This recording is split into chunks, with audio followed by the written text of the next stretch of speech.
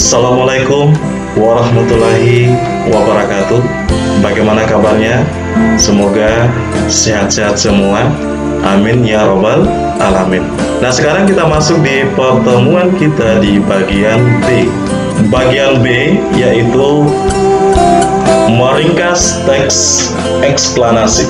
Setelah mempelajari materi ini, kamu diharapkan mampu meringkas isi teks eksplanasi yang berupa proses terjadinya sesuatu fenomena dalam sumber yang kamu dengar atau kamu baca. Sebelumnya Bapak sudah jelaskan ya yang dikatakan eksplanasi. Sekarang kita masuk bagian B, yaitu kita meringkas teks eksplanasi. Sekarang kita masuk di bagian 1, menentukan gagasan umum. Untuk menentukan gagasan umum, untuk meringkas teks eksplanasi, kita perlu mengawalinya dengan memahami gagasan pokok atau ide pokok dari paragraf-paragrafnya. Berdasarkan gagasan umum itulah, kamu akan memadukannya menjadi teks baru yang lebih ringkas. Sebelumnya, sebelum kita menentukan gagasan umum dalam sebuah paragraf, kalian bisa menentukan mana yang menjadi gagasan umum dan gagasan khusus. Sekarang, yang dikatakan sebagai gagasan umum atau gagasan utama, ide pokok, yaitu merupakan gagasan yang ingin disampaikan penulis kepada pembaca. Selanjutnya, yang dikatakan gagasan pendukung atau gagasan khusus atau penjelas, merupakan gagasan penjelas yang mendukung gagasan utama. Jadi, seorang penulis teks eksplanasi menuliskan sebuah gagasan umum diikuti dengan gagasan khusus, tentunya selalu berkaitan. Jadi, gagasan umum tersebut bisa berkembang. Paham ya? Sekarang kita lanjut. Paragraf atau alinea merupakan seperangkat kalimat yang saling berkaitan antara satu dengan yang lainnya. Satu paragraf merupakan satu gagasan pokok atau gagasan utama. Artinya, sebuah paragraf hanya memuat satu gagasan utama atau satu pikiran pokok. Jadi, satu paragraf memuat satu gagasan utama atau gagasan pokok. Setelah itu diikuti dengan yang namanya gagasan khusus atau gagasan penjelas atau gagasan pendukung yang berkaitan sehingga bisa berkembang dalam sebuah paragraf. Paham ya? Nah, sekarang kita lanjut. Perhatikan contoh ya. Di buku paketnya, perhatikan, sejak masa dahulu para ahli bintang atau astronom mempelajari bintang-bintang di langit malam. Kemudian mereka berhasil melihatnya melalui teleskop. Sekarang kita dapat mempelajari angkasa luar dari dekat dengan pesawat satelit dan kendaraan antariksa yang melakukan perjalanan ke planet-planet. Para astronom menemukan berbagai bukti yang luar biasa dari rahasia angkasa luar. Nah, sekarang perhatikan dari contoh ya. Dari contoh untuk bagaimana caranya kita bisa menemukan gagasan umum dalam sebuah paragraf. Ya, seperti Bapak jelaskan tadi, untuk menemukan gagasan umum, kita harus memerhatikan mana yang menjadi gagasan umum, gagasan khusus. Berarti kita harus memerhatikan kalimat per kalimat. Kalimat pertama, sejak masa dahulu, para ahli bintang atau astronom mempelajari bintang-bintang di langit malam. Nah, itu kalimat 1. Kalimat kedua, kemudian mereka berhasil melihatnya melalui teleskop. Itu kalimat kedua. Kalimat ketiga, sekarang kita dapat mempelajari angkasa luar dari dekat.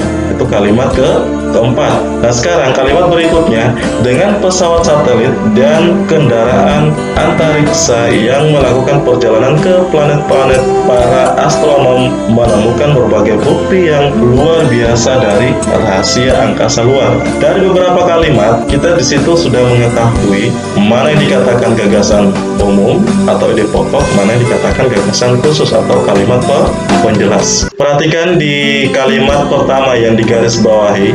Nah, itu yang menjadi sebuah gagasan umum. Sementara kalimat kedua dan kalimat seterusnya itu yang menjadi gagasan khusus atau gagasan penjelas, di mana kalimat-kalimat itu berfungsi untuk menjelaskan dari gagasan umum. Paham ya? Kalau sudah, sekarang kita lanjut. Ringkasan merupakan penyajian singkat dari suatu karangan dengan tetap mempertahankan urutan isi dan sudut pandang asli pengarangnya. Sekarang perhatikan, kita masuk di bagian 2. Di bagian 2 yaitu langkah-langkah meringkas teks eksplanasi. Untuk langkah-langkah meringkas teks eksplanasi terdiri dari 3 bagian. Yang pertama, membaca teks secara keseluruhan. Maksudnya, sebelum membuat ringkasan, kamu haruslah membaca teks yang hendak kamu ringkas secara utuh. Hal ini bertujuan agar kamu mengetahui kesan umum, maksud pengarang, serta sudut pandangnya. Itu yang langkah ke-1. Langkah yang kedua, mencatat gagasan utama. Maksudnya seperti apa? Untuk memudahkan membuat ringkasan, kamu perlu menemukan dan mencatat gagasan utama setiap paragraf. Misal, kalau dalam teks eksplanasi terdiri dari 5 paragraf. Jadi, setiap paragraf dari paragraf 1, 2, 3, 4, 5. Jadi kamu setiap paragraf itu kamu catat yang namanya gagasan pokoknya atau gagasan utamanya. Itu maksud dari langkah yang kedua. Paham ya? Sekarang langkah yang ketiga. Langkah yang ketiga yaitu menyusun ringkasan.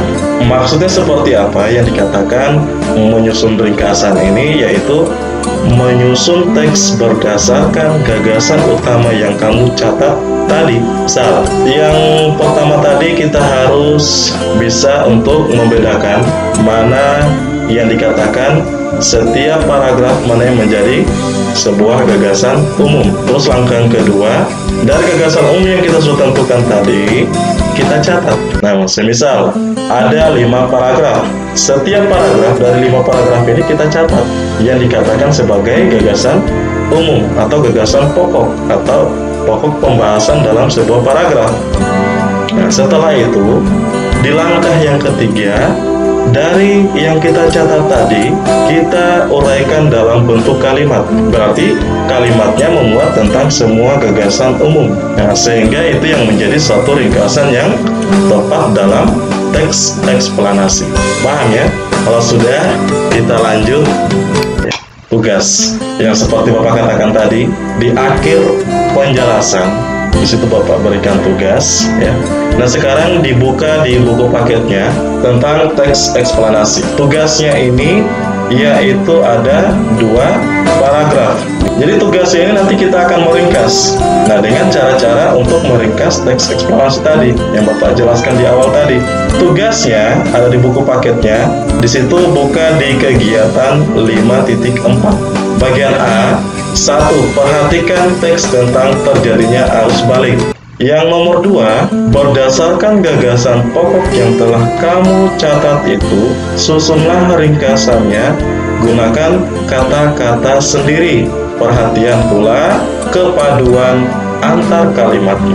Ini teksnya nanti kamu ringkas, caranya seperti yang Bapak jelaskan tadi. Nah, terus nanti kamu masuk di ini, bagian di gagasan pokok ya. Nah, kamu tuliskan setiap paragrafnya, kamu tuliskan mana yang menjadi gagasan pokok. Terus paragraf kedua juga kamu tuliskan. Nah, setelah kamu tuliskan 2 gagasan pokok ini, kamu uraikan dalam bentuk kalimat. Nanti kita lanjut lagi di pertemuan berikutnya. Cukup sekian, Bapak akhiri. Assalamualaikum warahmatullahi wabarakatuh.